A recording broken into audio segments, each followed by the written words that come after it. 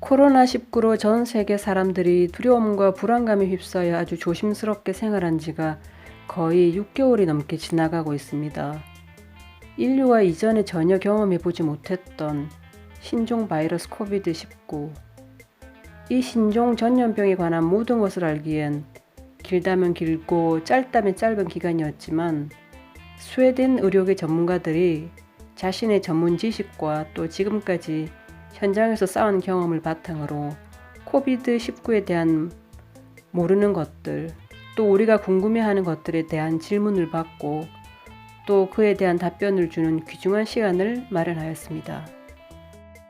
마스크를 쓰면 코비드-19로부터의 감염을 막을 수 있을까? 바이러스 대유행 중 임신을 해도 괜찮을까? 코비드-19가 우리들의 폐기관에 상처를 남기나? 각 전문 직업 분야에서 활발히 활동하는 총 12명의 스웨덴 의사들로 구성된 팀이 스웨덴 주요 일간지 DN의 독자들이 던진 질문들에 답변하고 있습니다. 지금까지 팀이 받았던 질문들은 수백 개나 되었고 이 영상을 통해서 그중 몇몇의 질문들을 정리하고 또 그 답변을 들어보는 시간을 가져보겠습니다. 첫 번째 질문입니다. 코비드가 신장에 미치는 영향에 대해 무엇을 알고 있습니까? 많은 사람들이 예를 들어 명백한 감염 증상 없이 장기간 동안 높은 심장 박동수와 심장이 뛰는 것을 경험하는 것 같습니다. 그에 대한 답변을 스테판 제임스라는 의사가 내리고 있습니다.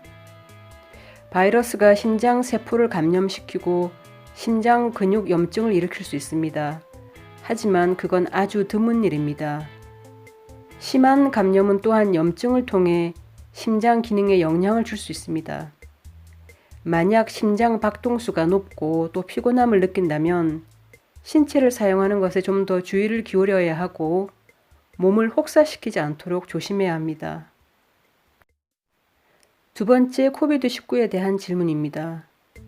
대부분의 연구에 따르면 바이러스로 인해 한번 아팠던 모든 사람들은 항체를 얻는다고 합니다. 그런데 스웨덴 공중보건당국은 바이러스에 감염이 되더라도 항체가 생기지 않는 경우가 아주 많다고 했습니다. 과학은 이러한 스웨덴 공중보건당국의 의견에 대해 무엇을 말하고 있습니까? 이러한 질문에 토비아스 알란데라는 의사가 답변을 주고 있습니다.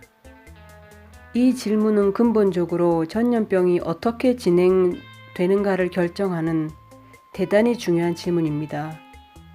분명한 증상을 보이는 사람들은 누구나 항체를 만듭니다. 그러나 증상이 경미하거나 혹은 증상을 보이지 않는 사람은 우리가 측정할 수 있는 만큼의 항체를 만들지 않는 것 같습니다. 비록 그렇다 하더라도 그들 역시도 면역력을 만들 수 있었습니다. 하지만 그 숫자가 얼마나 되는지는 우리도 아직 알 수가 없습니다.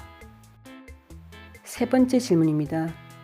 바이러스 대유행이 시작되었을 때 만약 내가 하는 기억이 맞다면 그때 이런 말을 들었습니다. 열을 떨어뜨리고 또 증상을 완화시키기 위해 파라세타몰 이외에는 다른 어떤 약도 복용하지 않는 것이 좋다는 권고를 받았습니다. 이 권고가 여전히 적용되는 겁니까? 아니면 이부프로펜 혹은 아세틸살리실산을 복용해도 된다는 새로운 발견이 있습니까? 이 질문에 대한 답변입니다. 열을 떨어뜨리고 또 통증을 완화시키는 약물들이 예를 들어 이부프로펜, 나프록센 그리고 파라세타몰을 포함하고 있는 이러한 약물들이 코비드-19에 바람직하지 않다는 과학적 데이터는 없습니다. 즉 이 말은 스웨덴 의학 당국에 따르면 이러한 것들을 사용해도 좋다는 말입니다. 네 번째 질문입니다. 최대 2주에서 3주 동안 인공호흡기를 사용하는 코비드-19 환자에 대한 말들이 아주 많았습니다.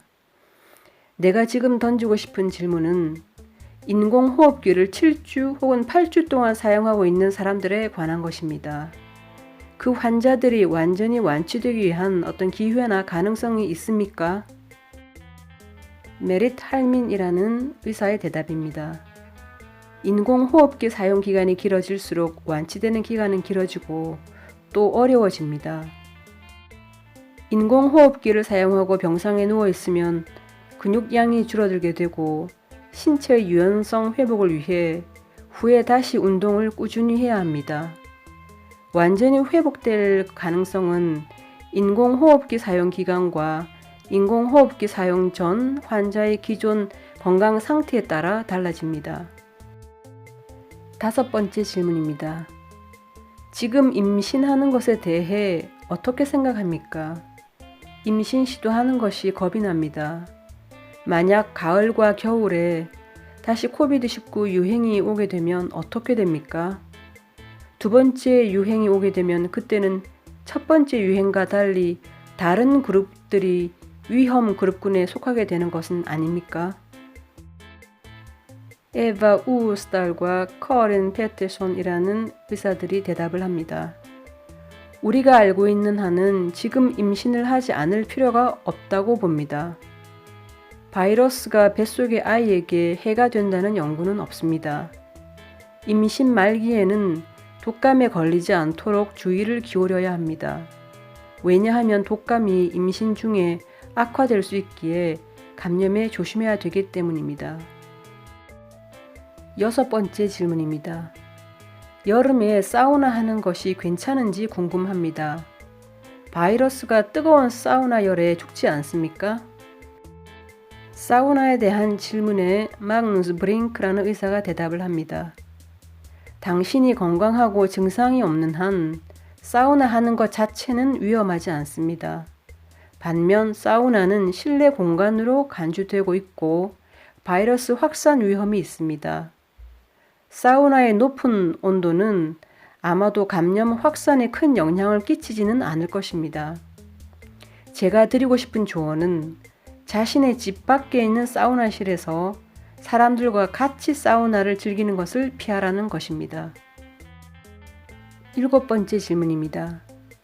스톡홀름에서 곧 아이를 출산할 예정입니다. 카롤린스카 병원과 흐딩의 병원에서 모든 산모들과 신생아들이 출산과 관련해서 코로나 바이러스 감염 검사를 받는다고 알고 있습니다. 다른 병원의 산부인과에서는 어떻게 하나요? 출산하러 가기 위해 산모와 동행하는 사람들은 왜 바이러스 검사를 받지 않습니까? 이 질문에 대한 답변입니다. 카롤린스카 술라 병원과 흐딩이 병원에 출산을 하기 위해 입원하는 모든 산모들은 바이러스 검사를 받습니다. 일부 기타 지역의 산부인과에서도 산모들에게 바이러스 검사를 해줍니다. 산부인과 출산부에서 일하는 의료진들은 올바른 보호 장비를 가질 기회가 필요합니다.